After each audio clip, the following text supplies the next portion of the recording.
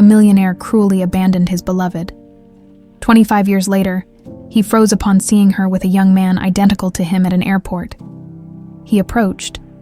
The summer air in Washington, D.C. was thick and oppressive, clinging to the skin like a second layer of clothing.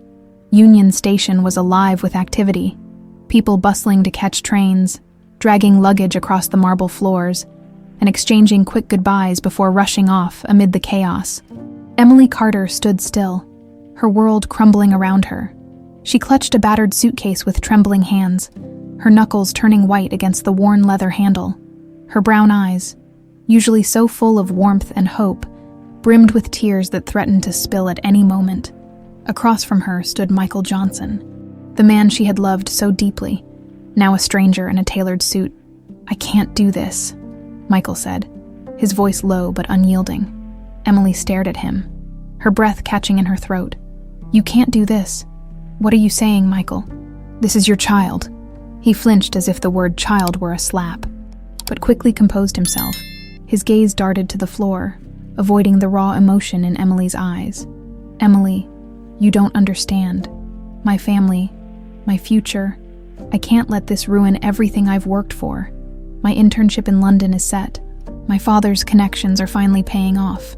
I can't afford distractions." Emily's voice cracked as she stepped closer to him. "A distraction? Is that what we are to you?" "What I am, Michael. We built this life together. You told me you loved me. Was that a lie?" His jaw tightened, and he shook his head. "It wasn't a lie. But things are different now. We're different. My parents." "Your parents," she interrupted, her tone dripping with anger and disbelief. "Since when did they control your life? Or mine?" Michael let out a frustrated sigh, finally meeting her gaze. For a fleeting moment, there was something human in his expression. Regret, maybe, but it vanished as quickly as it appeared. "You knew this wasn't part of the plan, Emily. I told you from the beginning that my career came first." Emily's heart sank. The man standing before her bore little resemblance to the Michael she thought she knew. She had believed in his dreams, supported his ambitions, and now she was being cast aside like an afterthought. "You're asking me to choose between my child and you," she whispered, her voice trembling. "How can you be so cold?" Michael took a step back, putting physical distance between them. His voice was steady, almost detached. "I'm not asking you to choose. I've already made my decision. I'm leaving for London next month. You can handle this however you see fit." The finality in his tone struck Emily like a physical blow. Her legs felt weak, and she stumbled slightly, catching herself on the edge of her suitcase. Around them, the world moved on. Commuters brushed past, announcements echoed through the station, and the scent of coffee wafted from a nearby kiosk. But for Emily, time had stopped. "Michael," she called out, her voice breaking. "Don't do this, please." But he didn't look back. Without another word, he turned and walked away, his figure quickly swallowed by the crowd. For a moment, Emily stood frozen, her mind racing to comprehend what had just happened. She felt an overwhelming wave of grief, but beneath it was something else. Anger. Anger at Michael for abandoning her, anger at herself for trusting him, and anger at the world for allowing this to happen. With trembling hands, she wiped her tears and straightened her shoulders. She couldn't afford to fall apart. Not now. Not when she had someone else to think about. Taking a deep breath, she walked to the ticket counter. The clerk barely glanced at her as she whispered, "One way to Atlanta, please." The man behind the counter hesitated for a moment, his gaze flickering to her tear-streaked face. But he said nothing. Simply sliding the ticket across the counter, Emily took it and turned toward the platform, her steps heavy but resolute. As she boarded the train, she found a window seat and sank into it, clutching her suitcase like a lifeline. Outside, the station's grand architecture loomed, a symbol of the life she was leaving behind.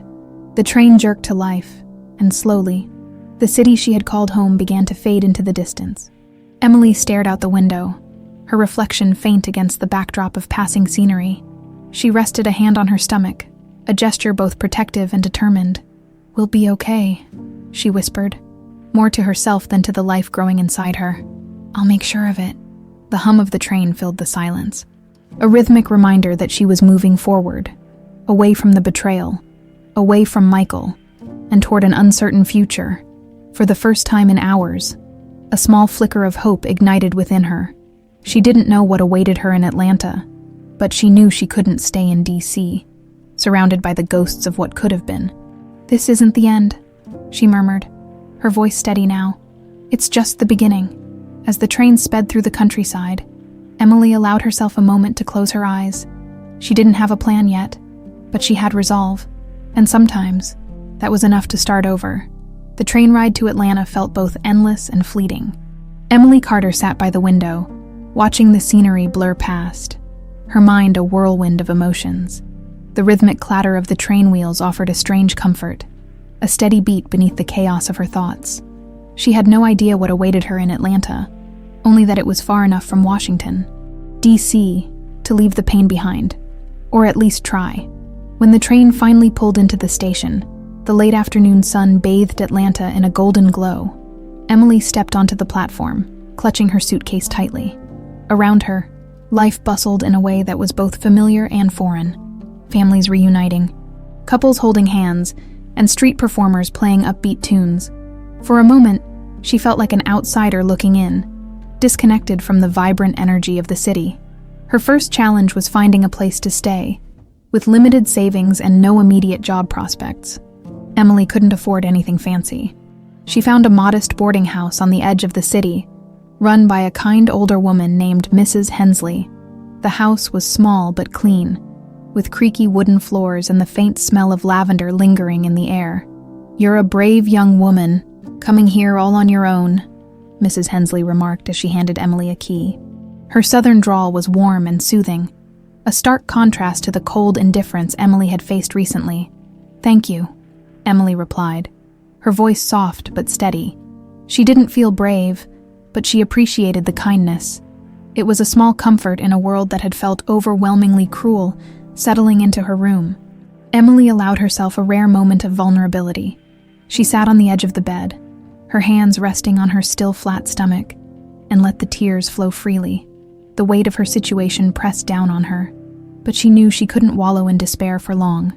There was no time for self-pity. She had a baby to think about. The next few weeks were a blur of small but significant steps. Emily scoured the city for job opportunities, walking miles under the relentless Georgia sun. She faced rejection after rejection, each one a blow to her confidence. But just when she was about to lose hope, she stumbled upon a small school looking for a substitute teacher. The interview was nerve-wracking. Emily sat across from the principal, a stern but fair woman named Mrs. Coleman, who reviewed her credentials with an unreadable expression.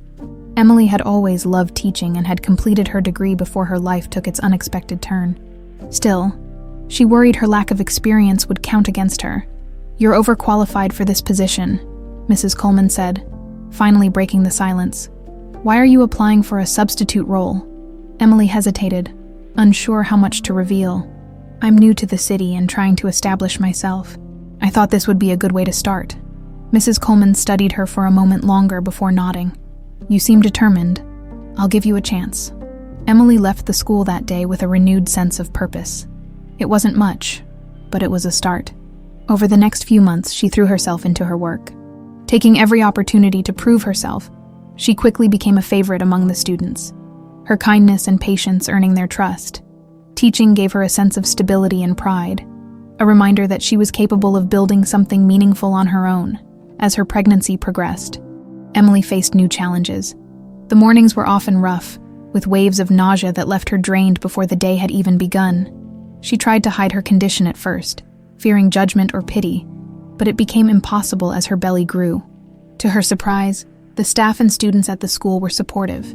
Mrs. Coleman even adjusted Emily's schedule to make things easier for her. In her free time, Emily began preparing for the arrival of her baby. Her room at the boarding house was small, but she made the most of it, setting up a makeshift nursery in the corner. Mrs. Hensley, ever the motherly figure, offered her old crib and a stack of baby clothes. The kindness of strangers continued to astound Emily, reminding her that she wasn't entirely alone. Despite the progress she was making, nights were the hardest.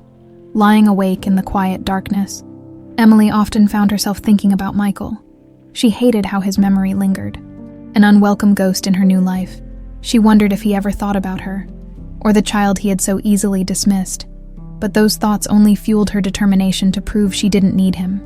She would build a life for herself and her baby, no matter how hard it got, by the time her due date approached. Emily had carved out a small but stable life in Atlanta. She had a job she loved, a modest but cozy home, and a growing network of people who cared about her. Most importantly, she had hope, a fragile but persistent belief that things would get better. On a crisp autumn morning, as the first leaves began to fall, Emily welcomed her son into the world.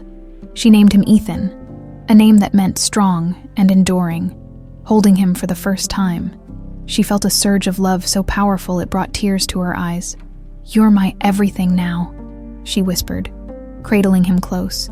"And I promise I'll give you the life you deserve." In that moment, Emily realized she wasn't just rebuilding her life, she was building a future. And while the road ahead was uncertain, she knew she had the strength to face whatever came her way. The sleek black Mercedes pulled up to the curb of a towering glass building in downtown Chicago. Michael Johnson stepped out. Adjusting the cuffs of his tailored suit as the driver opened the door for him, he nodded in acknowledgement, a practiced motion that lacked genuine warmth, and strode into the building where his name gleamed in polished steel on the lobby wall. Johnson Global Investments. The air inside was cool, sterile, and efficient. Much like Michael himself, his assistant, a sharp and efficient woman named Laura, greeted him with a schedule already prepared. "Good morning, Mr. Johnson. Your meeting with the board is at 10, lunch with Mr. Langston at noon, and you're scheduled for a charity gala at 7 this evening." Michael gave her a curt nod, barely registering her words. His days were a blur of meetings, negotiations, and appearances, each one blending into the next. It was the life he had worked so hard to build, the one his family had always envisioned for him. But as he stepped into the elevator, surrounded by reflective glass, he caught a glimpse of his own face, stoic, yet undeniably weary. The truth was, success had a price, and for Michael, that price had been steep.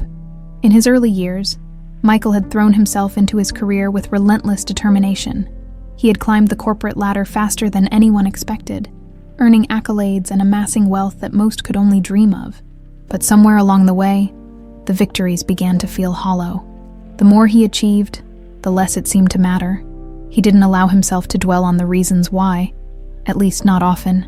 Memories of Emily Carter and the choice he made at Union Station decades ago were locked away in a corner of his mind, one he rarely visited.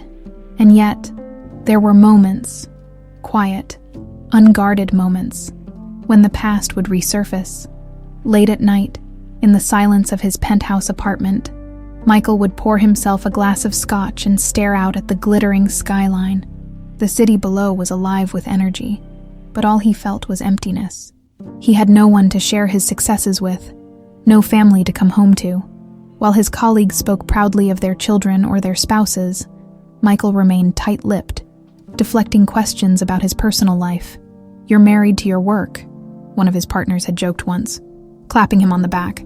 Michael had laughed along, but the comment lingered. Was this all there was? On rare occasions, Michael allowed himself to wonder what might have been. What if he had stayed? What if he had chosen Emily and the baby over his career? But those thoughts were quickly silenced by the voice of reason, or perhaps fear.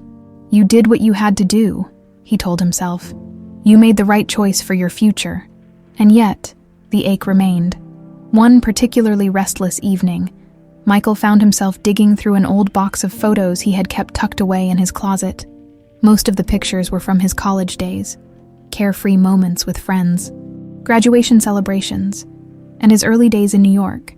But near the bottom of the box, he found a photo of Emily. She was laughing, her eyes crinkling at the corners, her hair catching the sunlight. He couldn't remember who had taken the picture or when, but seeing her face brought a flood of emotions he wasn't prepared for. He traced his thumb over her image, a pang of regret twisting in his chest. Michael quickly shoved the photo back into the box and closed it. He couldn't afford to dwell on the past. There was no point in revisiting what couldn't be changed, but the regret was harder to ignore these days. As Michael approached his late 40s, he began to feel the weight of his choices more acutely. His parents, once so domineering in his life, had grown old and frail. His father's influence had waned, and the expectations that had once seemed so important now felt trivial. Michael often found himself surrounded by people, colleagues, clients, acquaintances, but he had never felt more alone. He had dated over the years, of course, but none of the relationships lasted. There was always something missing, something he couldn't quite articulate. At times, he wondered if he was being punished. He had abandoned Emily and their child without a second thought, prioritizing his ambitions over their lives. And while he had achieved everything he set out to, it often felt as though he had lost something far more valuable in the process. During a dinner with a longtime client, Michael found himself distracted, barely listening to the conversation. His thoughts drifted to the child he had never known. Was it a boy or a girl? How old would they be now? Did they look like him? Michael! The client's voice snapped him back to the present. You seem miles away. Everything all right? Of course, Michael replied smoothly, forcing a smile, just thinking about the next quarter. But even as he said the words, he knew they were a lie. That night, as he sat alone in his penthouse, Michael stared at the city lights and allowed himself to wonder, truly wonder, for the first time in years, what had happened to Emily? Where was she now? And was there any chance, however small, to make things right? He pushed the thought aside, finishing the last sip of his scotch. Tomorrow would be another busy day, another round of meetings and deals to distract him.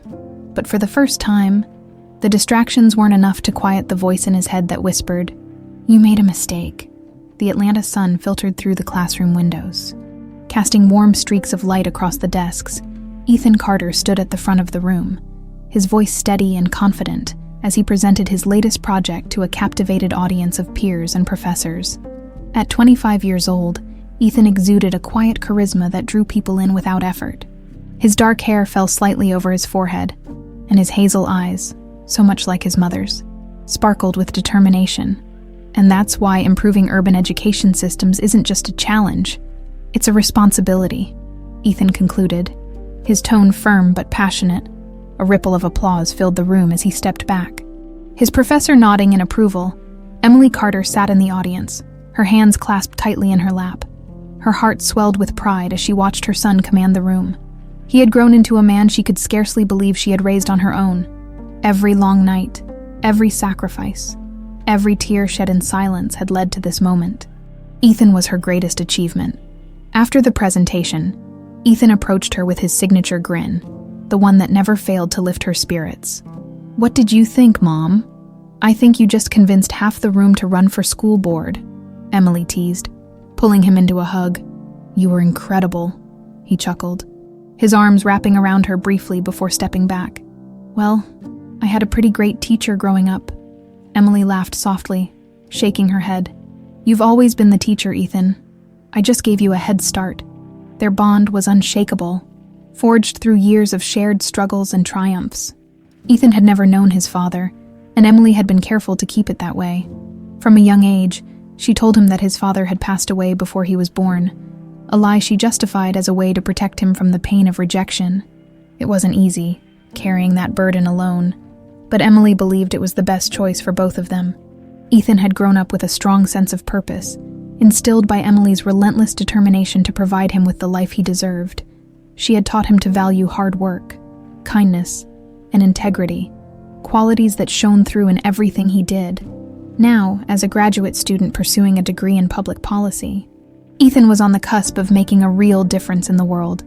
Later that evening, as they sat together in their cozy apartment, Ethan shared exciting news. "I got the invitation to speak at the conference in New York," he said, his voice tinged with both excitement and nervousness. Emily's eyes widened. "Ethan, that's amazing, they chose you." "Yeah," he replied, running a hand through his hair. "It's a pretty big deal, Mom.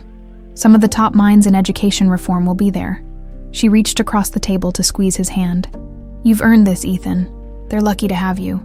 Ethan smiled, though a flicker of doubt crossed his face. "I just hope I don't screw it up." "You won't," Emily said firmly. "You never do." As the days passed and the trip to New York drew closer, Emily couldn't help but feel a mix of emotions. She was thrilled for Ethan, of course, but the idea of returning to a city so close to Washington, D.C., stirred memories she had long buried. It had been over 2 decades since she left that part of her life behind, and she had no intention of revisiting it. But Ethan was her priority. If accompanying him to the conference meant confronting her past, she would do it without hesitation. The morning of their departure arrived quickly. Ethan was dressed sharply in a navy blazer and slacks, looking every bit the professional he aspired to be. Emily, ever supportive, wore a simple but elegant dress that complemented her warm features. As they boarded the plane, she couldn't shake the feeling that this trip would be significant in ways neither of them could foresee.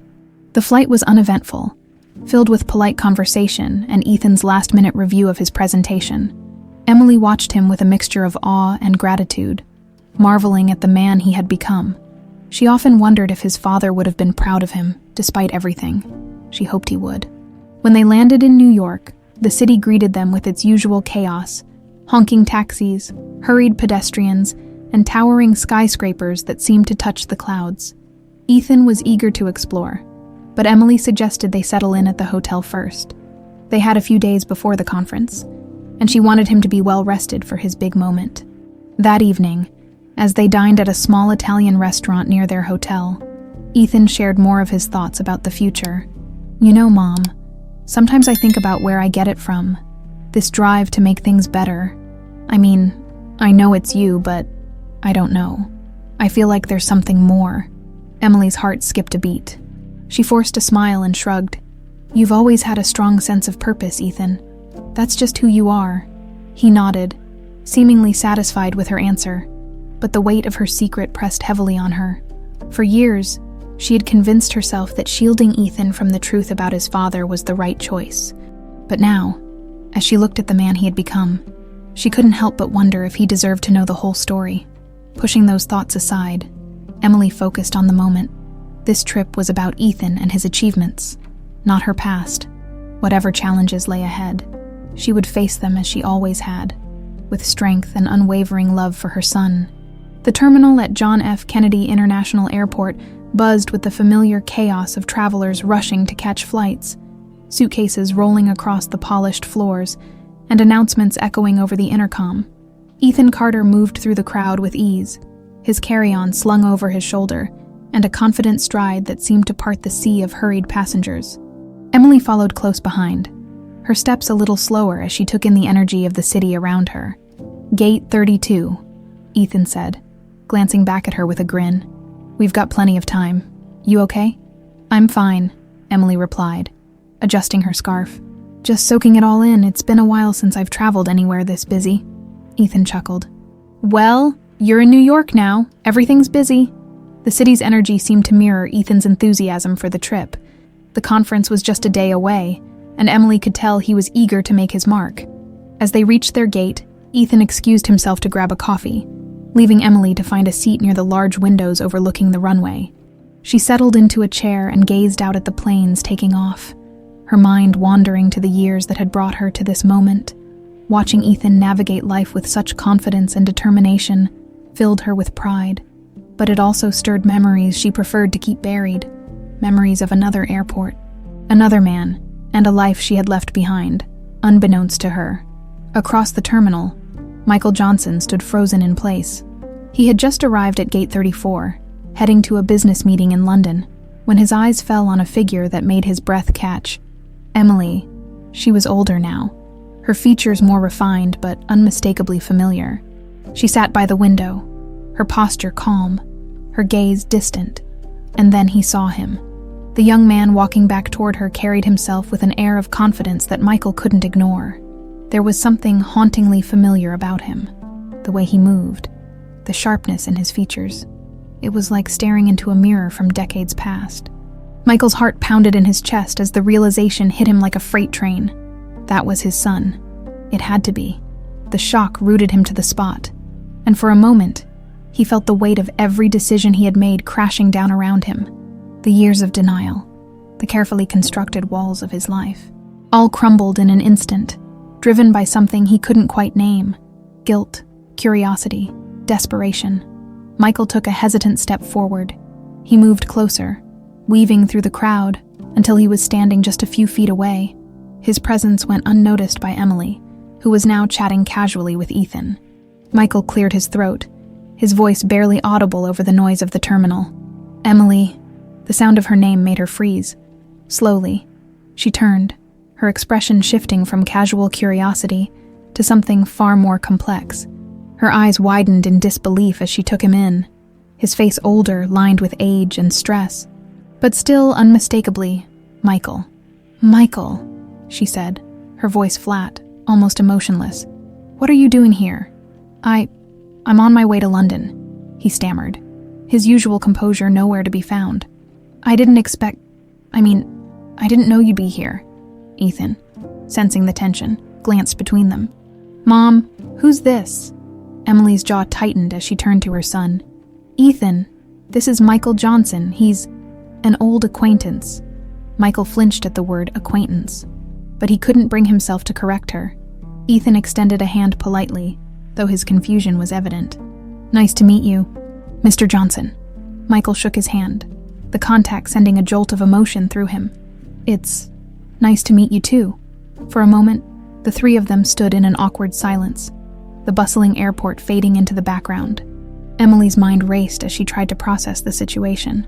Of all the places in the world, of all the moments in time, Michael had to appear here, now, when she was least prepared to face him. Finally, she broke the silence.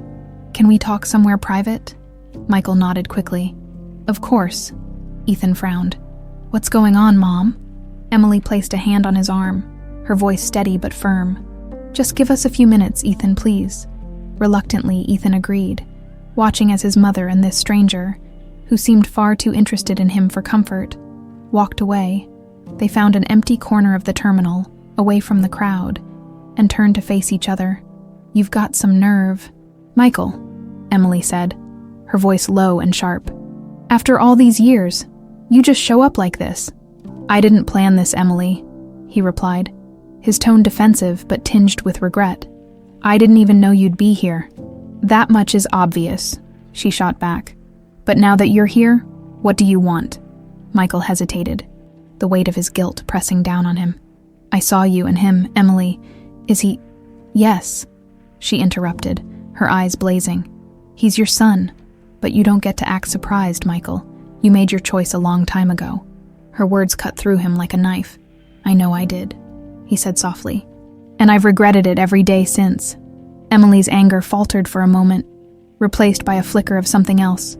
Pain, maybe, or exhaustion. "Regret doesn't change anything. You left us. I raised Ethan on my own, and he's turned out just fine without you." Michael swallowed hard, his throat tightening. "I'm not here to take anything away from you. I want to know him if he'll let me." Emily stared at him, her emotions warring within her. She had spent years protecting Ethan from the pain of knowing the truth about his father, and now, in an airport terminal of all places, that carefully constructed facade was beginning to crack. "I'll think about it," she said finally, her voice steady but cold. "But don't get your hopes up, Michael. You've already done enough damage." With that, she turned and walked away, leaving Michael standing alone, watching as she disappeared back into the crowd. Emily returned to Ethan, her heart racing and her thoughts tangled in a web of emotions. She had barely managed to keep her composure during her conversation with Michael, but now she had to face the inevitable questions from her son. Ethan stood by the gate, his brow furrowed as he watched her approach. "Mom?" he began cautiously. "What's going on? Who was that guy?"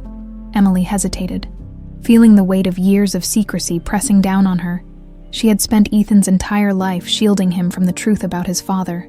But now, standing in the middle of a crowded airport with Michael just steps away, she realized she couldn't hide it any longer. "Ethan," she said softly, her voice trembling despite her efforts to stay calm. "There's something I need to tell you. Let's sit down." They found a quiet corner of the terminal, away from the noise and distractions. Emily took a deep breath, her hands clasped tightly in her lap, as Ethan watched her intently. The concern in his eyes only made it harder to begin.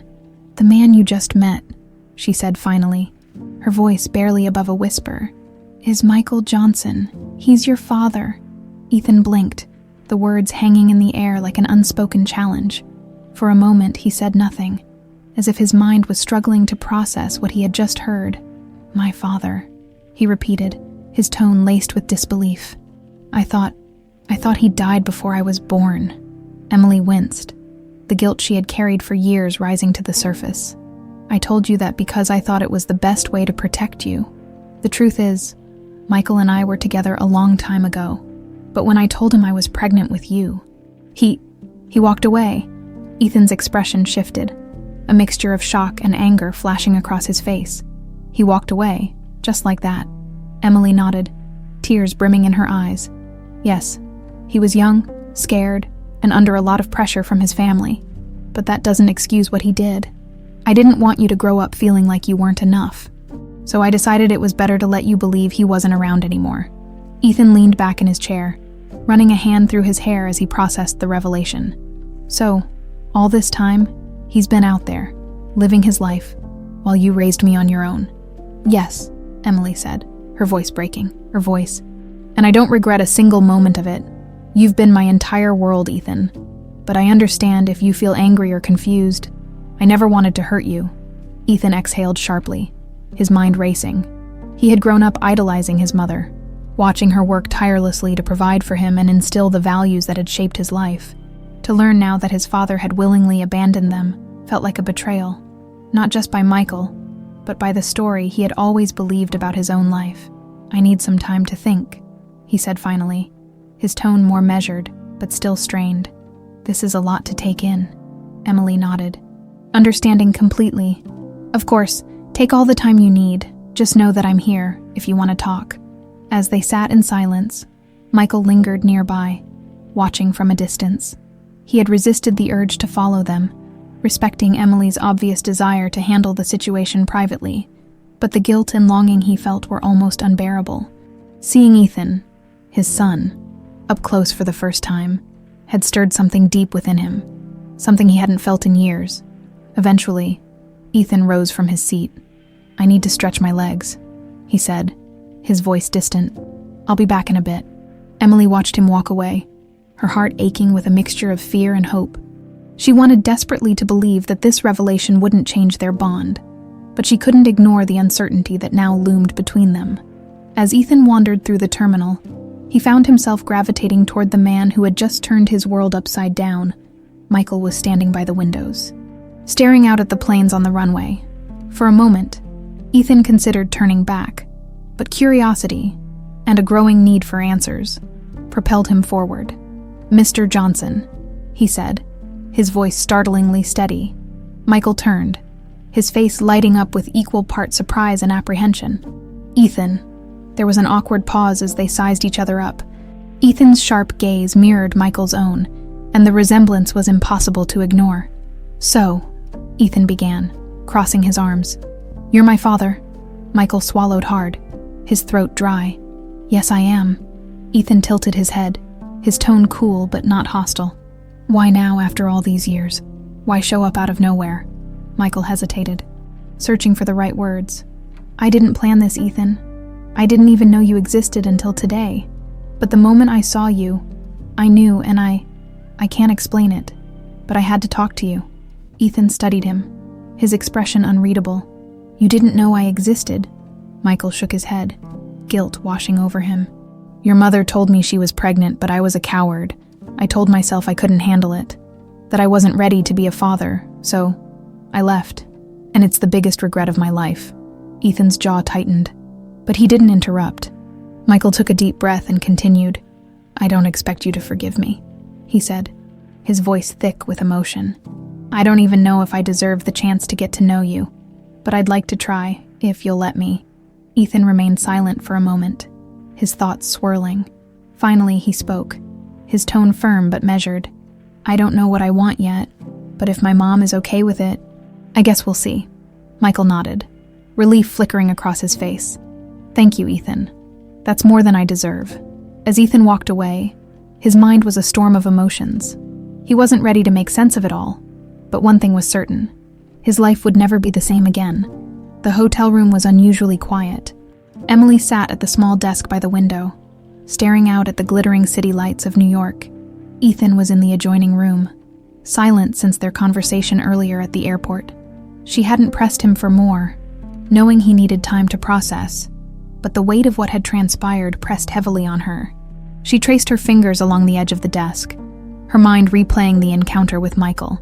His voice, his face, even his hesitant demeanor had stirred emotions she thought she had buried long ago. The anger, the betrayal. It was all still there, simmering just beneath the surface. Yet there was something else. Something she didn't want to name. Her phone buzzed, breaking the stillness. It was a text from Ethan, taking a walk. "Don't worry, I'll be back soon." Emily exhaled a slow breath, relieved that he was at least communicating with her. She replied with a simple, "Be safe." As the message sent, her thoughts drifted back to the years she had spent shielding Ethan from the truth. She had always believed she was doing the right thing, but now, faced with the reality of Michael's reappearance, she couldn't help but question her choices. Had she been protecting Ethan, or had she been protecting herself? The memories came rushing back, unbidden. The early days after Michael left, when every step felt like a battle she had to fight alone. She remembered the nights she lay awake, terrified of what the future held, and the mornings when she forced herself to keep going for Ethan's sake. She had poured every ounce of her energy into building a stable life for her son, determined to prove that they didn't need anyone else. But now here they were, and Michael's presence had cracked the foundation she had worked so hard to build. A soft knock at the door startled her. For a moment, she thought it might be Ethan, but when she opened it, she found Michael standing there.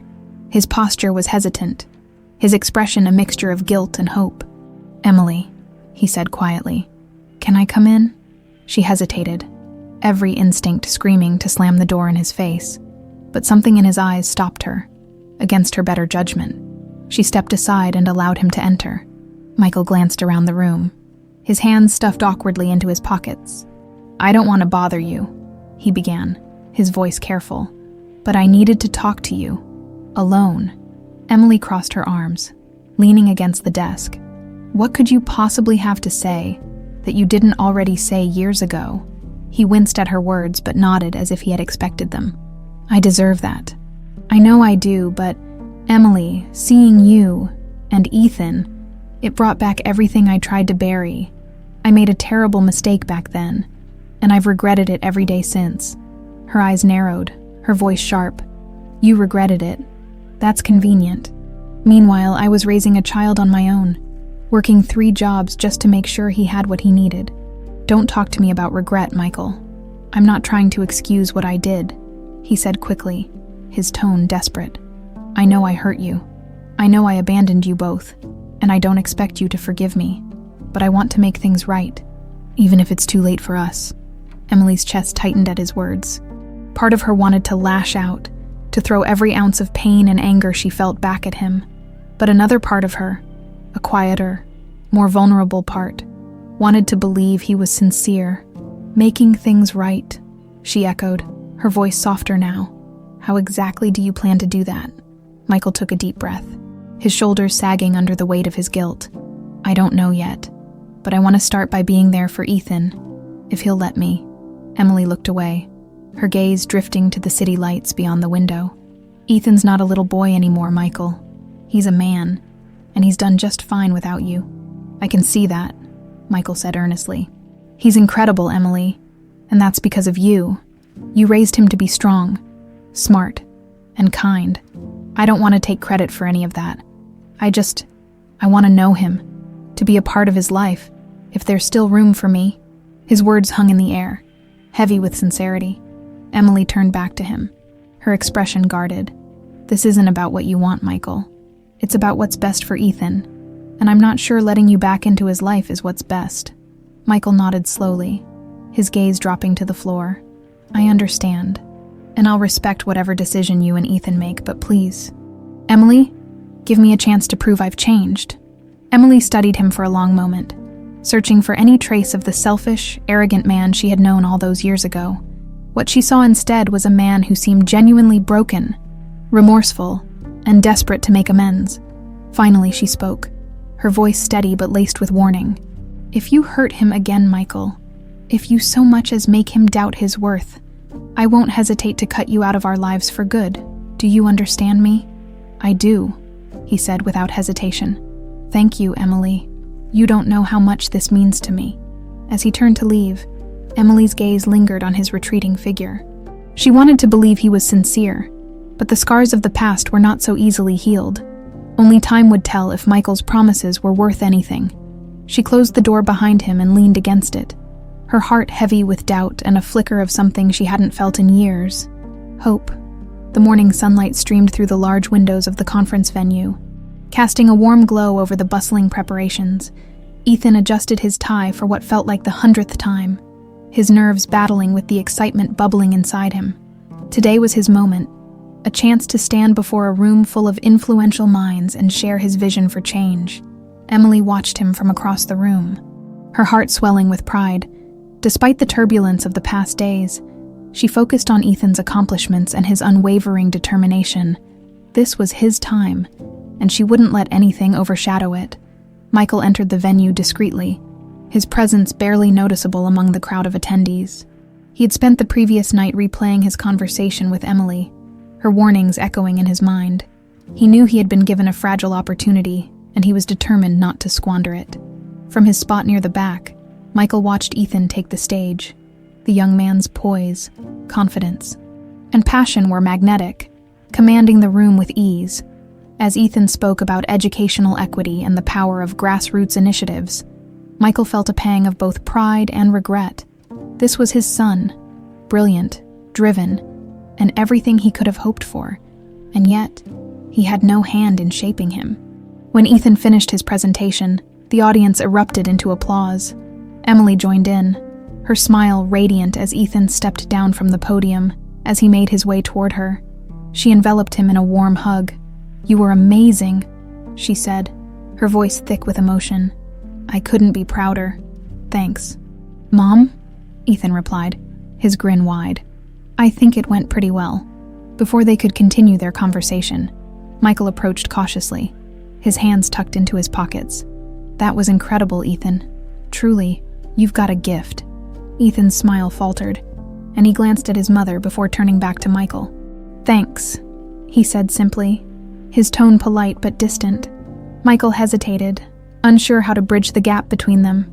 "I was wondering if we could talk, just the two of us." Emily's protective instincts flared, but she caught the pleading look in Michael's eyes. She turned to Ethan. "It's up to you," she said gently. Ethan studied Michael for a long moment before nodding. "All right, let's talk." They found a quiet corner of the venue, away from the commotion. Michael gestured for Ethan to sit, but the younger man remained standing, his arms crossed. "What do you want to say?" Ethan asked, his tone even but guarded. Michael took a deep breath, his hands fidgeting slightly. "First, I want to say that I'm sorry for everything, for not being there for you, for your mom, for all of it. I know I can't change the past, but I want to be honest with you about why I made the choices I did." Ethan raised an eyebrow, his expression skeptical. "Okay, I'm listening." Michael's voice faltered as he began. "When your mom told me she was pregnant, I was terrified. I was young, selfish, and too caught up in my own ambitions to see what was truly important. My family pressured me, made me believe that having a child would ruin everything I had worked for. And I let them convince me. I let my fear convince me." He paused, his gaze dropping to the floor. "Walking away was the biggest mistake of my life. I thought I could bury the regret, but it's been with me every day since." Ethan's jaw tightened, his emotions a storm beneath the surface. "So, what now? You show up out of nowhere and expect me to just forgive you?" "No," Michael said quickly, his voice thick with emotion. "I don't expect that.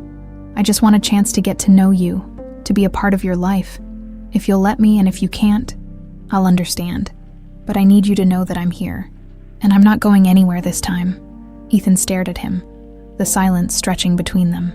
Finally, he spoke, his tone measured. "You know, my mom is the strongest person I've ever met.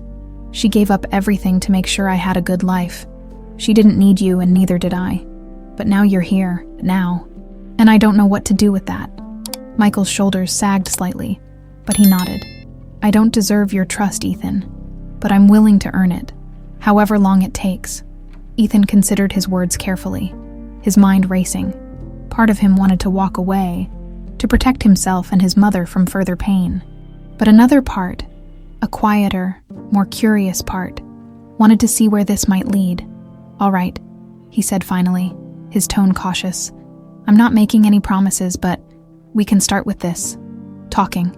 Michael's relief was palpable. "Thank you. That means more to me than I can say." Their conversation was interrupted by a voice over the intercom announcing the next session of the conference. Ethan glanced toward the main hall, then back at Michael. "I should go. My professor wants to debrief after the presentation." "Of course," Michael said quickly. "Go. And Ethan, thank you." As Ethan walked away, Michael felt a glimmer of hope, a fragile but real connection that he was determined to nurture. For the first time in years, he allowed himself to believe that redemption might be possible. Emily watched from a distance as Michael returned to the crowd. She could see the effort etched into his face, the way he carried himself with a mix of determination and uncertainty. She didn't know if this fragile truce would last. But for Ethan's sake, she was willing to let it unfold. For now, the Atlanta air had a warmth to it. Even as fall approached, Michael had always thought of the South as a place steeped in tradition and resilience, but he had never taken the time to truly experience it.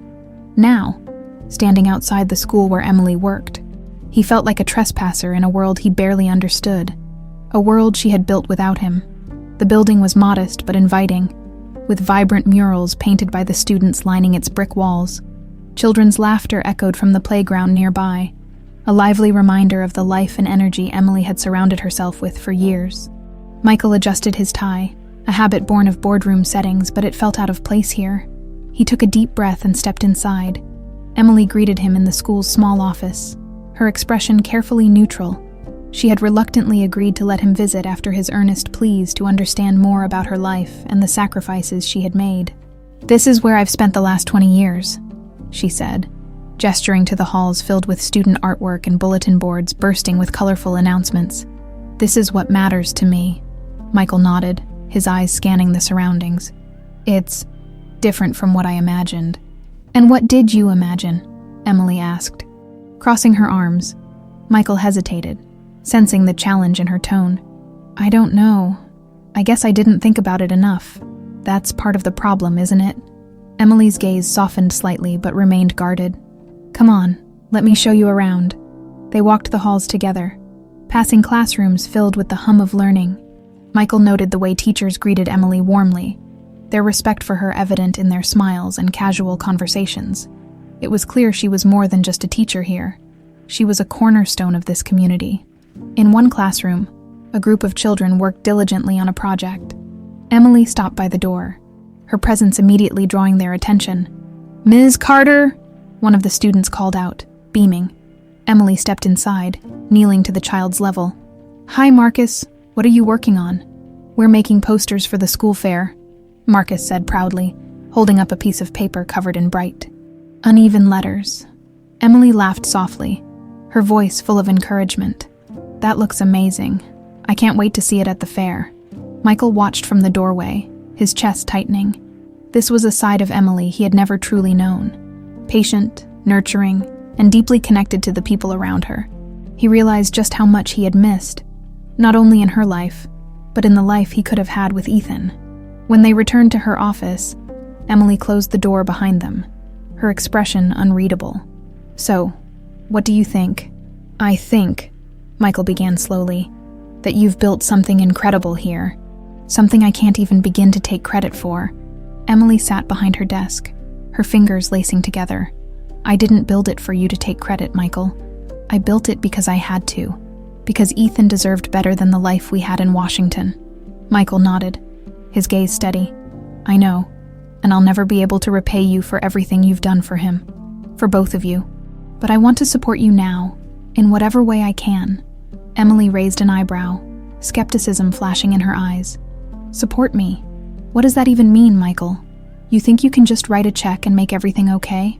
"No," Michael said firmly. "That's not what I'm saying. I know money can't fix what I broke, but maybe it can help with what you're building." Emily leaned back in her chair, considering his words.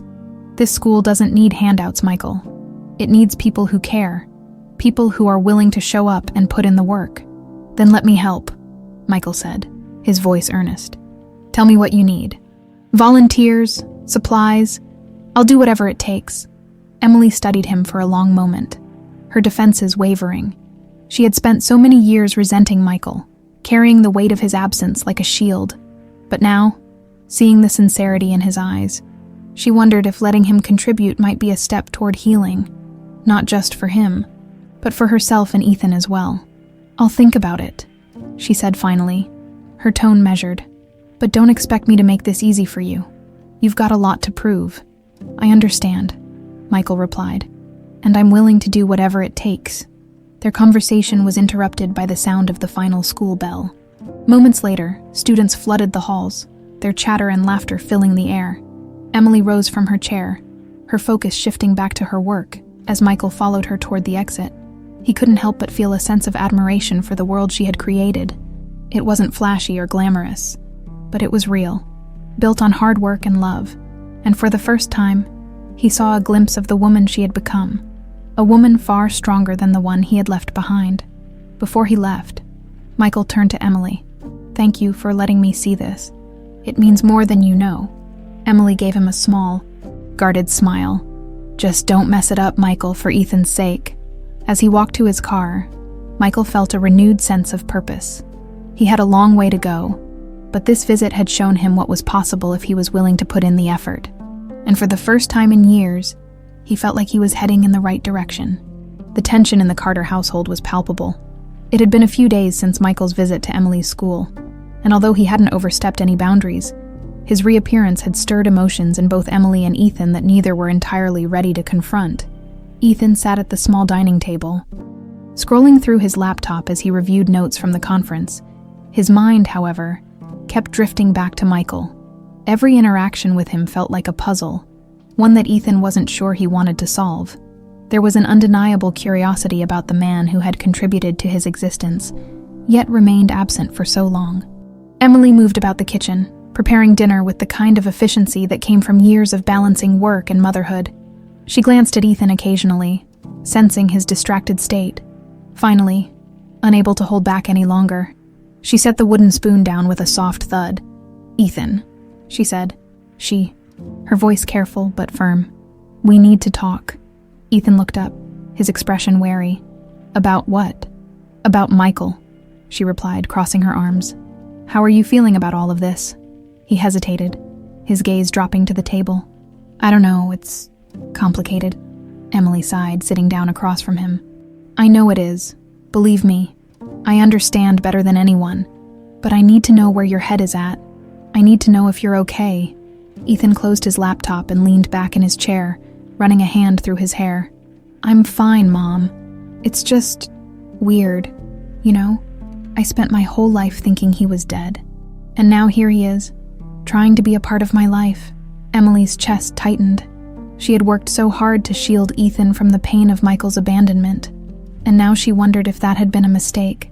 You have every right to feel that way, she said softly, and you don't owe him anything. Ethan, whatever you decide to do, I'll support you. He nodded, appreciating her words, but there was something unsaid hanging in the air. I guess I just feel like I need to give him a chance. I'm not saying I trust him, but if he's trying to make amends, maybe I should let him. Emily's jaw tightened, a flash of pain crossing her face. You're a better person than he deserves, Ethan. But if that's what you want, I won't stop you. Her words lingered, heavy with unspoken fears. Ethan noticed her expression and frowned. Mom, are you mad at me for wanting to give him a chance? No, she said quickly, though her tone betrayed her inner conflict. I'm not mad at you. I'm just worried. I've spent my whole life protecting you from him, and now I feel like I'm losing control of the one thing I've always been certain about. Ethan's brow furrowed. You're not losing control, Mom. I'm not a kid anymore. I can handle this. I know you can, she replied, her voice softening, but that doesn't make it any easier for me. For a moment, they sat in silence, the only sound coming from the faint sizzle of the pan on the stove. Finally, Ethan spoke, his tone gentle. I get why you're worried, but I need to figure this out for myself. You've always taught me to face things head on, right? Emily smiled faintly, a glimmer of pride breaking through her worry. I did, and you're right. I just need to trust you.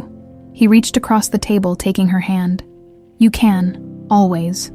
Their conversation was interrupted by a knock at the door. Emily glanced at Ethan, her brow furrowing. "Were you expecting someone?" Ethan shook his head. "No, you." "No," she replied, rising from her chair. She crossed the room and opened the door, her expression shifting to surprise when she saw Michael standing there. "Michael," she said, her tone neutral but edged with caution. "What are you doing here?" "I'm sorry to show up unannounced," he said quickly. I wanted to drop this off." He held out a stack of books, each one carefully chosen with titles about education reform and community engagement. Emily hesitated before taking the books. "You didn't have to do this." "I know," he said, his voice earnest. "But I wanted to. It's the least I can do." Ethan appeared behind her, his expression curious. "What's going on?" Michael offered a small smile. "Just dropping off some books. Thought they might be useful for your projects."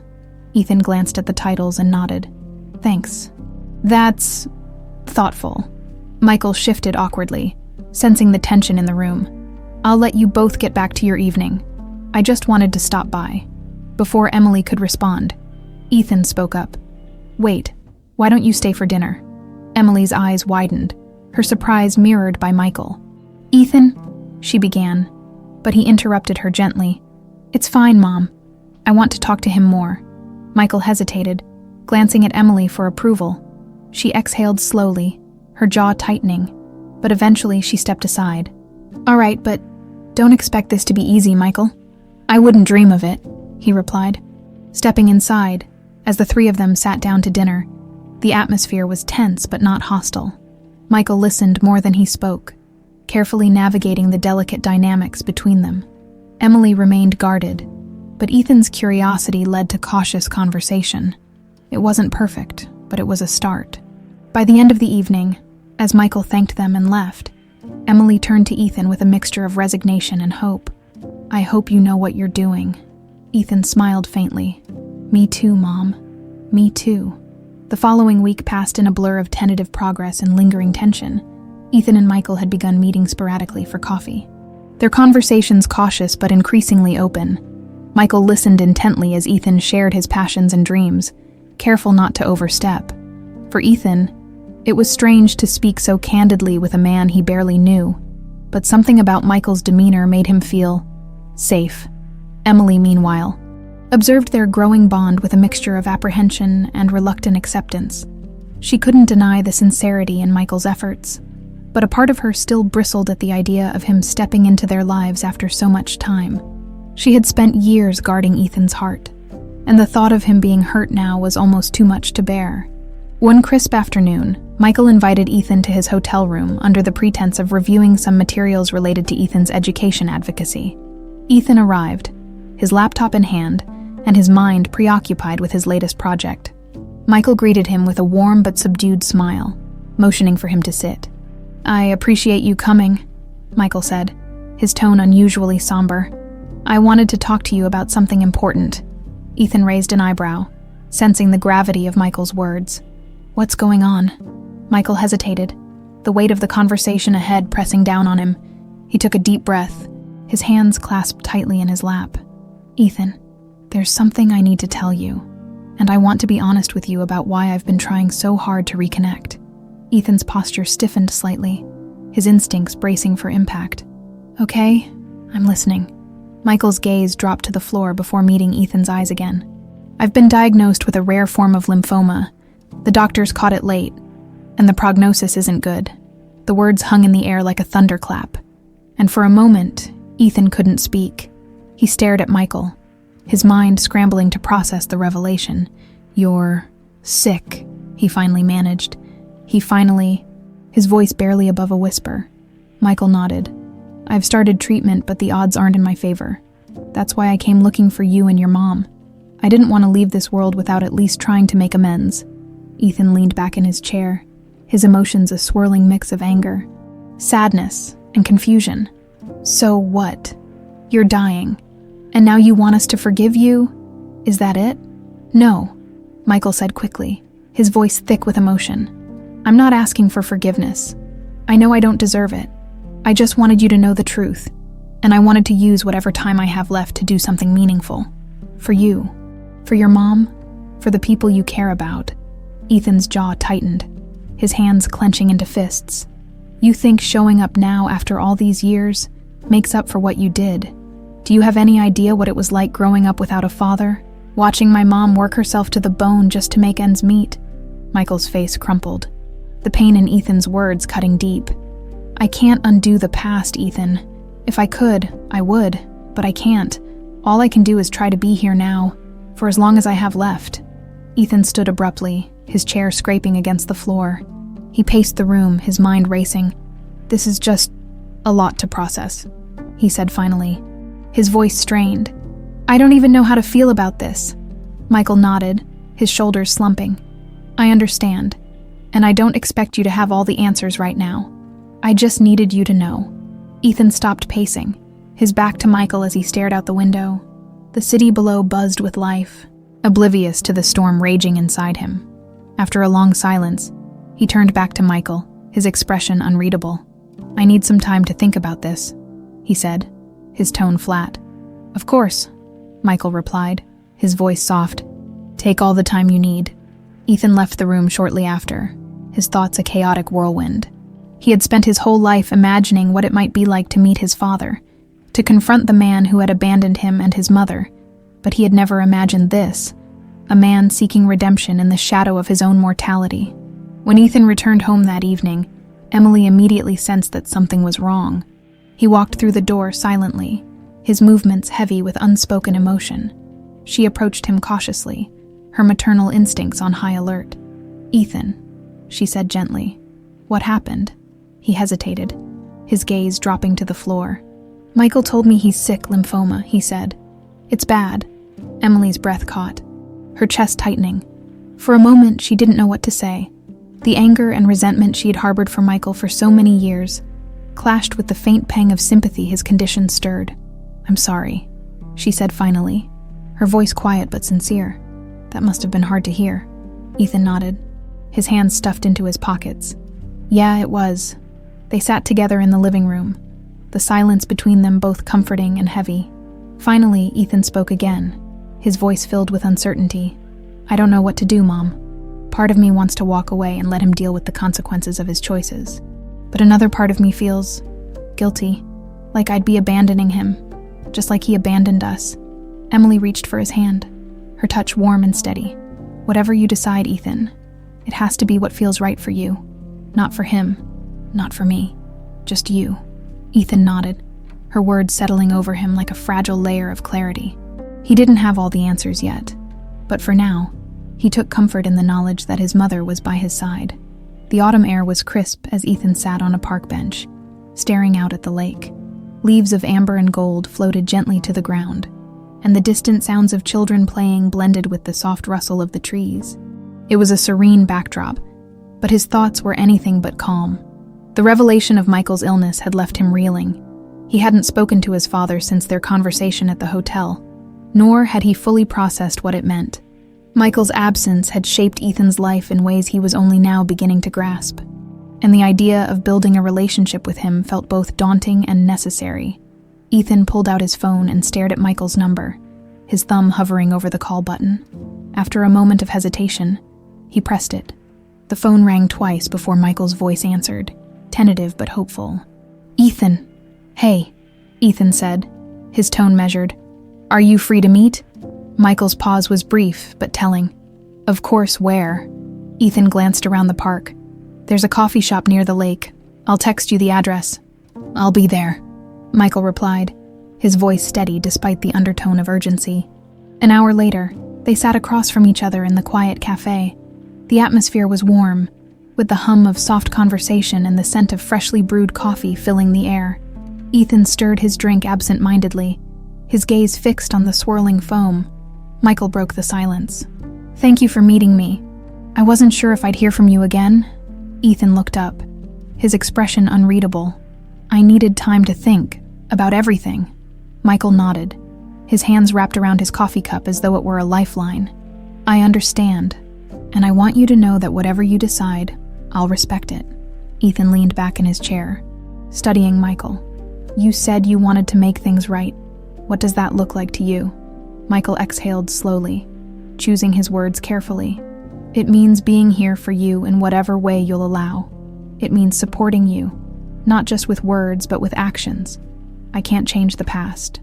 Ethan, but I want to do better with the time I have left. Ethan's jaw tightened, his emotions warring beneath the surface.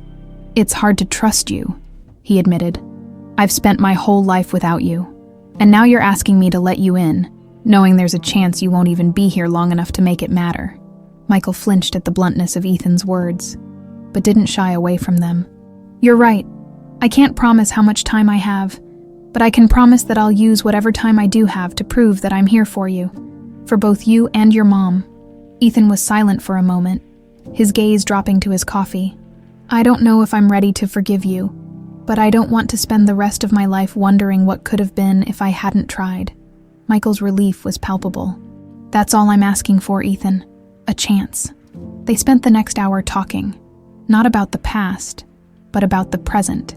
Ethan shared his ideas for his advocacy projects, his vision for improving education systems, and the challenges he faced along the way.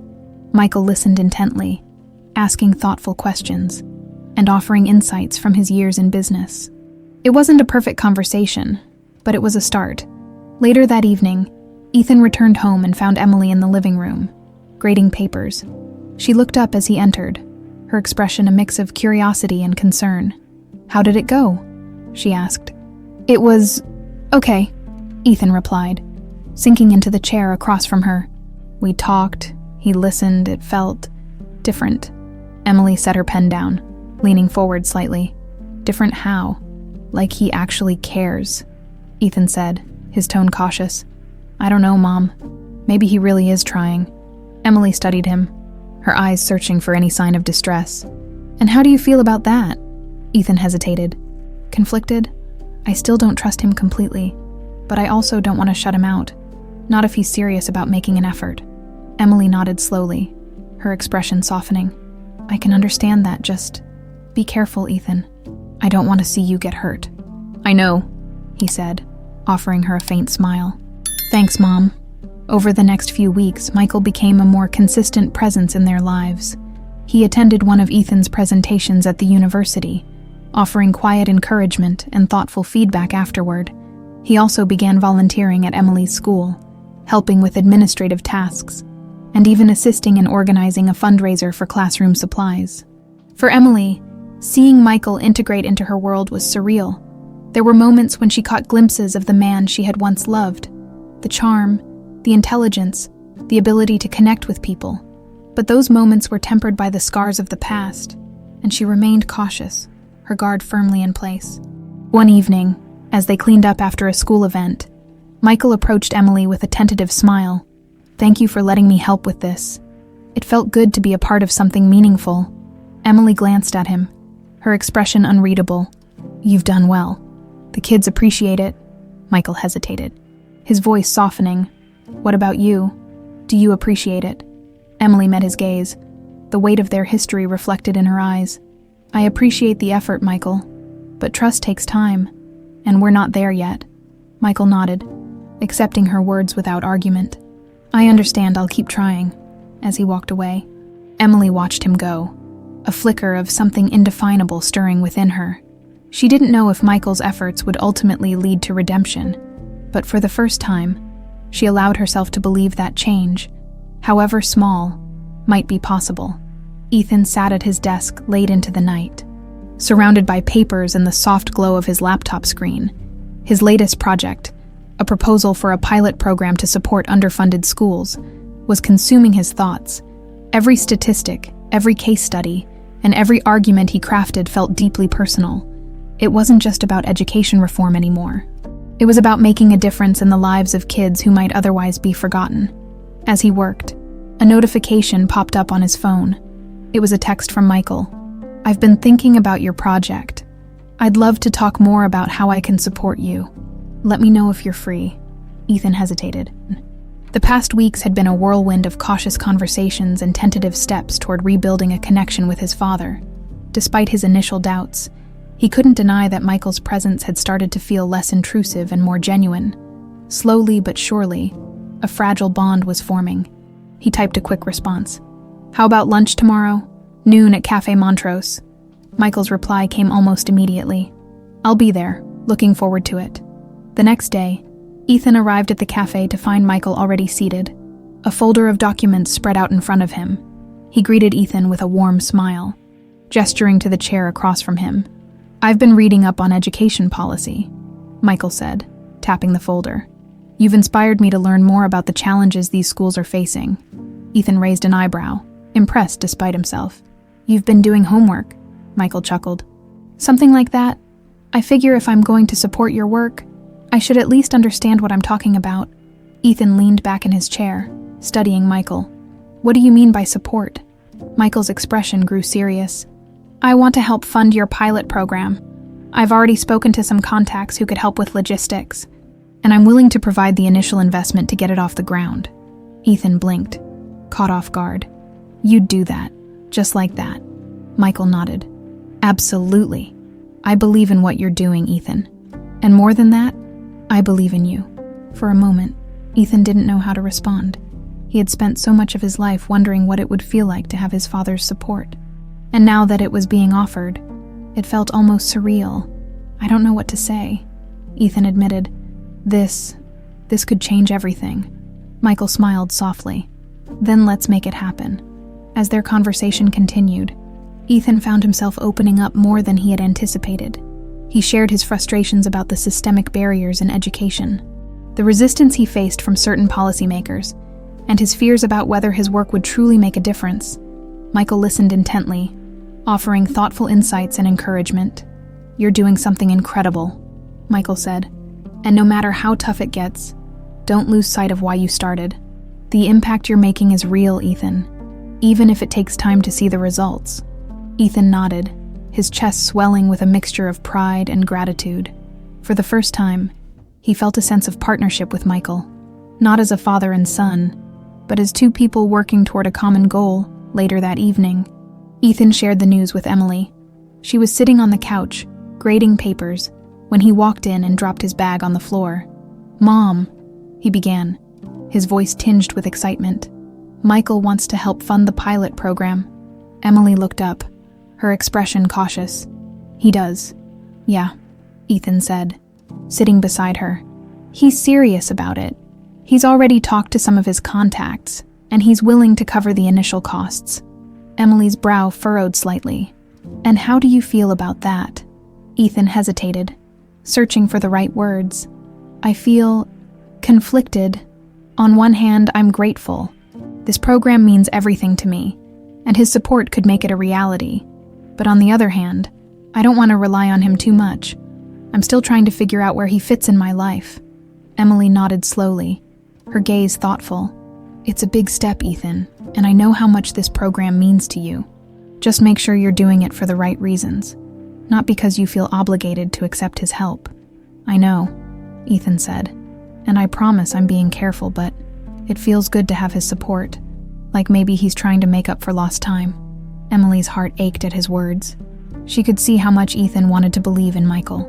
And while she remained wary, she couldn't deny that Michael's actions had been genuine so far. "Just remember," she said softly, "this is your journey. Don't let anyone take that away from you." "I won't," Ethan assured her, offering a small smile. "Thanks, Mom," as the days turned into weeks. Michael's involvement in Ethan's project became more hands-on.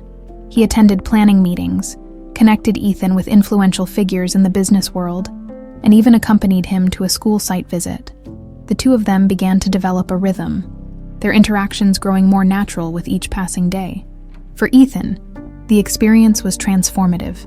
He saw a side of Michael that he hadn't expected, a man who was determined, resourceful, and genuinely invested in making a difference. And while the scars of the past hadn't fully healed, they were beginning to fade, replaced by the tentative hope of what their relationship could become. The autumn days grew shorter, the crisp air carrying the scent of fallen leaves and wood smoke. Emily sat on the porch of their small house, her hands wrapped around a steaming mug of tea. She watched the horizon, the colors of the setting sun painting the sky in shades of orange and gold. The quiet moments like this were her sanctuary. A time to reflect and process the whirlwind of changes in their lives. Ethan had just left for another planning meeting with Michael, their shared project, gaining momentum faster than anyone had anticipated. Emily had watched the two of them leave together, their conversation animated and filled with purpose. It was a sight that stirred conflicting emotions within her. Pride for Ethan's accomplishments, relief that Michael seemed to be keeping his promises, and a lingering uncertainty that refused to let her fully trust him. She sighed, her gaze dropping to the steam rising from her cup. Forgiveness had never come easily to her. She had spent years building walls to protect herself and Ethan from the pain of Michael's absence. Letting those walls down now felt like a betrayal of the woman she had been, the woman who had fought tooth and nail to create a life for her son without him.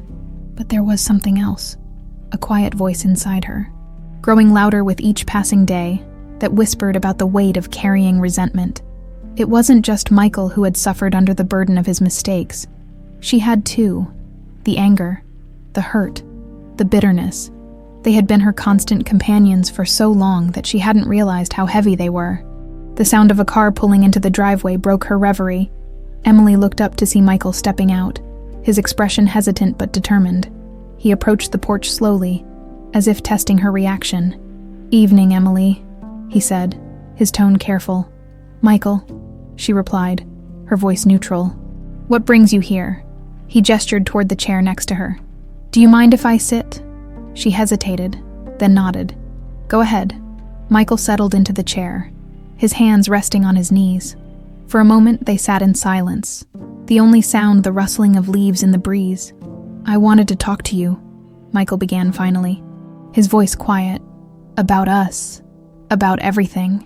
Emily raised an eyebrow, her expression guarded. "That's a broad topic." Michael chuckled softly, though there was little humor in it. "I know, but I've been thinking a lot lately. About the past, about what I did and about what I missed. And I want you to know how sorry I am." Emily's jaw tightened, but she said nothing, letting him continue. "I can't imagine what it was like for you," Michael said, his gaze fixed on the horizon. "Raising Ethan on your own, building the life you did without any help from me. I was a coward, Emily. I ran because I was scared and selfish. And I've regretted it every day since." His voice broke slightly, and he took a deep breath before continuing. "I know I can't change what I did, but I want to make amends. Not just for Ethan, but for you too. You deserved better than what I gave you." Emily's throat tightened, her grip on her mug loosening slightly. She looked at Michael, searching his face for any sign of insincerity, but all she saw was raw emotion. "It's not that simple, Michael," she said finally, her voice steady but tinged with sadness. "You left us. You made your choice, and we had to live with the consequences. I had to be strong for Ethan because I didn't have another option." "I know," Michael said softly, "and I admire you more than I can put into words, but carrying all that alone, it must have been so heavy." Emily's lips pressed into a thin line. "It was, but I didn't have the luxury of falling apart." The silence between them stretched, heavy with unspoken truths. Finally, Emily spoke again, her voice quieter now. "Do you really think you can make up for all those years, Michael?" Michael met her gaze, his eyes filled with sincerity. "I don't know if I can, but I'm going to try, for as long as I have left." Emily looked away, her heart a battlefield of conflicting emotions. Forgiveness felt like an impossible mountain to climb, but she couldn't ignore the change she saw in him. He wasn't the same man who had left her at Union Station all those years ago. The arrogance and selfishness she had once despised had been replaced by humility and a genuine desire to make things right. "I don't know if I can forgive you," she admitted, her voice barely above a whisper. "But I also don't know if I want to carry this anger forever." Michael nodded, his expression softening. "That's all I can ask for. A chance to show you that I'm not the man I used to be." They sat in silence for a while longer, the sun dipping below the horizon and casting the world in shades of deep blue. The air between them was still heavy, but for the first time, it felt less like a barrier and more like a bridge, fragile but real. As Michael rose to leave, he turned to her with a tentative smile. "Thank you for letting me talk. It means a lot." Emily nodded, her gaze steady. "Good night, Michael. Good night." Emily. As he walked back to his car, Emily watched him go, her thoughts swirling. Forgiveness wouldn't come easily, and the scars of the past wouldn't vanish overnight. But as she sat alone on the porch, the weight of her anger felt just a little bit lighter. The first signs of winter had begun to creep into the air. The leaves that once blazed with color now blanketed the ground, and the sharp chill carried the promise of snow. Ethan stood by the hospital window, staring out at the city skyline, his mind heavy with the reality he had been trying to avoid. Behind him, Michael lay in the hospital bed, his once commanding presence diminished, but his spirit still unwavering. The lymphoma had progressed faster than anyone expected. Despite the treatments, Michael's condition had worsened, and now he spent most of his days in the quiet confines of the hospital room. Ethan had taken to visiting him daily, often bringing updates about the pilot program they had worked on together. It was their shared project, a bond that had brought them closer in a way Ethan hadn't thought possible. "You're awfully quiet today," Michael said, his voice raspier than usual but still tinged with warmth. Ethan turned from the window, forcing a small smile. "Just thinking about the project," Michael asked, his lips curving into a faint smile. "Or about how your old man keeps beating you at chess?" Ethan chuckled softly, shaking his head. "Neither, just life, I guess." Michael's smile faded, replaced by a look of understanding. "It's okay to be scared, Ethan. I am too." The admission caught Ethan off guard. He sat down in the chair beside the bed, leaning forward with his elbows on his knees.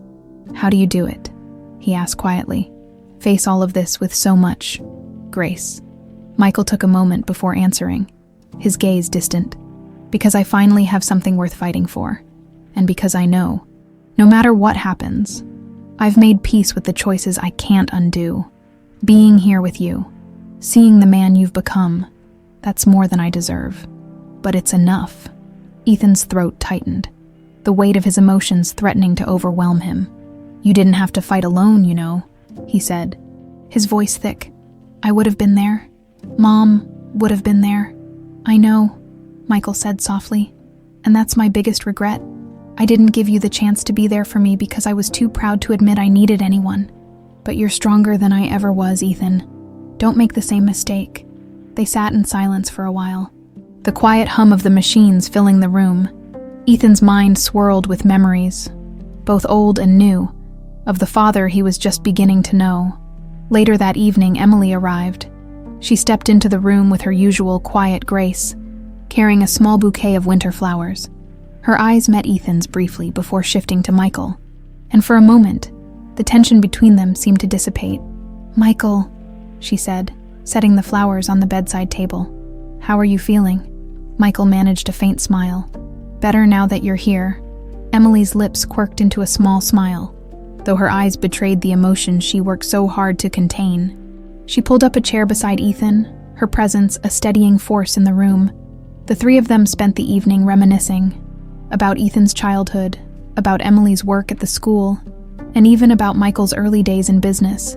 The conversation was light, peppered with laughter and the occasional poignant silence. It was a moment none of them had expected to share, but one they cherished nonetheless. As the night wore on, Michael's energy waned, his voice grew softer, and his eyelids grew heavy. Emily noticed first, reaching out to touch his hand. "You should rest," she said gently. Michael nodded, his gaze shifting between Emily and Ethan. "Thank you. For everything. Both of you." Ethan swallowed hard, his voice barely audible. "We're here, Dad. We're not going anywhere." Michael's eyes softened at the word, Dad, a title he had spent so long running from. He reached for Ethan's hand, gripping it weakly but firmly. "You're going to do amazing things, Ethan, and I'll be watching every step of the way." Tears pricked the corners of Ethan's eyes, but he blinked them away, squeezing Michael's hand in return. "I'll make you proud." Michael turned to Emily, his expression filled with a mixture of gratitude and sorrow. "Emily, I don't deserve your forgiveness, but I hope you know how much I admire you. You've been the rock of this family, even when I wasn't there."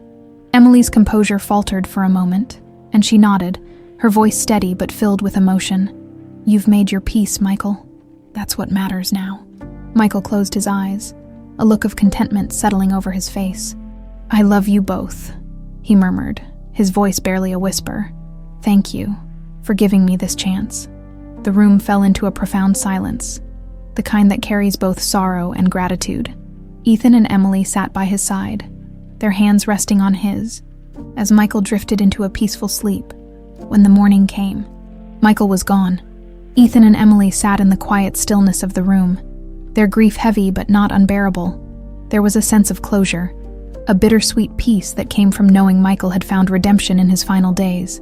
As they left the hospital together, Emily placed a hand on Ethan's shoulder. "He was proud of you," she said softly. "And so am I." Ethan nodded, his voice thick with emotion. "He was proud of you too, Mom." More than he ever said. They stepped out into the cold morning air, the weight of loss mingling with the warmth of healing. Together they walked forward, carrying Michael's memory and the lessons he had left behind. The weeks after Michael's passing were a blur of quiet reflection and steady progress. Ethan and Emily carried on, their lives forever changed by the man who had re-entered their world so briefly, yet left such a profound impact. Though the grief lingered, it was softened by the memories of reconciliation and the knowledge that Michael had found peace in his final days. Ethan sat at his desk, poring over the final details of the pilot program proposal. The initiative, now officially named the Johnson Education Fund, was set to launch in partnership with local schools, thanks to the foundation Michael had established before his death. It was a fitting tribute to a man who had sought redemption through meaningful action. Emily entered the room, a tray of tea in her hands. She placed it on the table beside Ethan, her eyes glancing over the papers strewn across his desk. "How's it coming along?" she asked, her tone warm. Ethan looked up, a faint smile on his face. "Almost there. I'm just finalizing the rollout schedule. It feels surreal, like it's finally happening." "It's happening because of you," Emily said, resting a hand on his shoulder. "This is your vision, Ethan. Your hard work. And his support," Ethan added quietly. He leaned back in his chair, his gaze distant. "It's strange, Mom. I spent so much of my life not knowing him. And now, it feels like he's everywhere. In this program, in the people we're helping. It's like he's still here." Emily's chest tightened at his words, the familiar ache of grief surfacing. "He is," she said softly, "not in the way we want, but in the ways that matter." The two of them shared a quiet moment, their bond strengthened by the journey they had navigated together. Though the scars of the past remained, they had become a part of their story, a reminder of their resilience and the power of forgiveness. A few days later, Ethan stood at the podium of a packed auditorium, the first official event for the Johnson Education Fund. Educators, community leaders, and families filled the room, their faces a mix of anticipation and hope. Ethan took a deep breath, his nerves steadied by the knowledge that this moment was bigger than him. "Good evening," he began, his voice clear and confident. "Tonight marks the beginning of something extraordinary. The Johnson Education Fund was born out of a simple but powerful idea that every child deserves access to quality education, no matter their circumstances."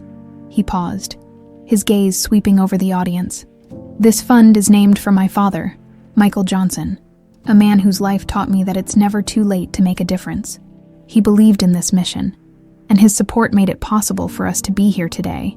But this isn't just about him. It's about all of us. It's about the communities we're building, and the futures we're shaping together." The applause that followed was thunderous, filling the room with an energy that brought tears to Ethan's eyes. He stepped back from the podium, catching Emily's proud smile from the front row. She nodded at him, her eyes shining with both pride and emotion. After the event, Ethan and Emily stood outside the auditorium, the cold night air biting at their cheeks. They watched as attendees filtered out, their conversations buzzing with excitement and optimism. "You were incredible up there," Emily said, her voice filled with pride. "Thanks, Mom," Ethan replied, his smile genuine. "I couldn't have done any of this without you." Emily shook her head. "You've always had the strength and vision, Ethan. I just gave you the tools. The rest was all you." Ethan glanced up at the star-filled sky, his thoughts turning to Michael. "Do you think he'd be proud?" Emily followed his gaze, her expression softening. "I know he would. He didn't just see what you've accomplished, Ethan. He saw who you are. And that's what mattered most to him. Ethan nodded, a sense of peace settling over him. He reached into his pocket and pulled out a small envelope, a letter Michael had written before his passing. Ethan had read it countless times, but tonight, its words felt especially poignant. Ethan, if you're reading this, it means I'm no longer by your side, but I want you to know that you've given me more than I ever deserved. Your strength, your kindness, your determination. They are a testament to the incredible person you are and to the extraordinary woman who raised you. Carry this mission forward, not just for me, but for every child who needs someone to believe in them. I'm so proud of you, Ethan. Always. Love, Dad. Ethan folded the letter carefully, tucking it back into his pocket. He turned to Emily, his voice steady. I'm ready, Mom. Ready to carry this forward. Emily smiled, wrapping an arm around his shoulder. And I'll be right here with you, every step of the way. Together they walked into the night, their path illuminated by the legacy Michael had left behind, and the future they were building, one rooted in hope, resilience, and the power of redemption.